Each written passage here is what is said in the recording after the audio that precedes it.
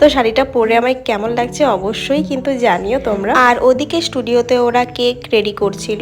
এই হচ্ছে কেক, আমাদের সেলিব্রেশন কেক।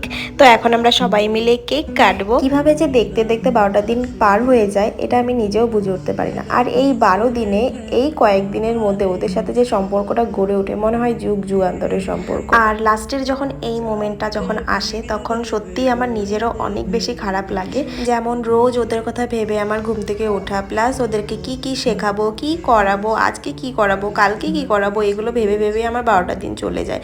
তো লাস্ট মোমেন্টটা যখন আসে তখন সত্যি আমাদের সবার অনেক বেশি খারাপ লাগে। ক্লাসের মধ্যে অনেক বেশি বকা দেওয়া, হাতে ধরে কাজ শেখানো, এই জিনিসগুলো পরে কখনোই আর একসাথে করা হয় না। আমাদের কেক কাটা হয়ে গেছে, এখন আমি ওদেরকে সার্টিফিকেটগুলো দিচ্ছিলাম একে একে। সত্যি এই প্রফেশনে আসার পর নিজে অনেক বেশি ভালোবাসা পেয়েছি তোমাদের থেকে, প্লাস এত ভালো ভালো মানুষের সাথে আমার পরিচয় হয়েছে। মানে এই প্রফেশন